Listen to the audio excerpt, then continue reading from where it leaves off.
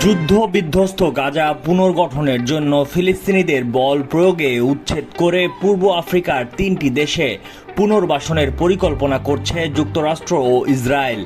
সেই সঙ্গে সম্ভাব্য গন্তব্য হিসেবে সুদান, সোমালিয়া ও সোমালিল্যান্ডের নাম উঠে এসেছে। সম্প্রতি বার্তা সংস্থা এপির এক প্রতিবেদনে এমনই চাঞ্চল্যকর তথ্য উঠে এসেছে। প্রতিবেদনে বলা হয়, সুদানের কর্মকর্তারা এই প্রস্তাব প্রত্যাখ্যান করেছে, তবে সোমালিয়া ও সোমালিল্যান্ডের কর্মকর্তারা জানান তাদের সঙ্গে এ বিষয়ে কোনো আনুষ্ঠানিক আলোচনা হয়নি। মার্কিন ও ইসরায়েলি কর্মকর্তারা গোপন কূটনৈতিক প্রচেষ্টার বিষয়টি নিশ্চিত করেছেন যে সোমালিয়া ও সোমালিল্যান্ডের সঙ্গে আলোচনা হয়েছে।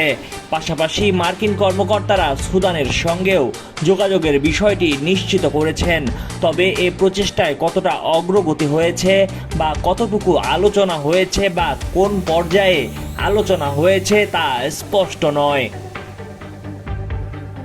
এই তথ্য এমন এক সময়ে এলো যখন মার্কিন প্রেসিডেন্ট ডোনাল্ড ট্রাম্পের গাজা দখল ও ফিলিস্তিনিদের জোরপূর্বক উচ্ছেদের প্রস্তাব নিয়ে তুমুল আলোচনা ও সমালোচনা হচ্ছে। ইসরায়েলের অর্থমন্ত্রী বেজালেল স্মোটরিচ সম্প্রতি বলেছেন তারা ফিলিস্তিনিদের জন্য বিকল্প আশ্রয় খুঁজছেন এবং ইসরায়েলের প্রতিরক্ষা মন্ত্রণালয়ের অধীনে একটি বিশাল অভিবাসন বিভাগ খোলার পরিকল্পনা রয়েছে তাদের।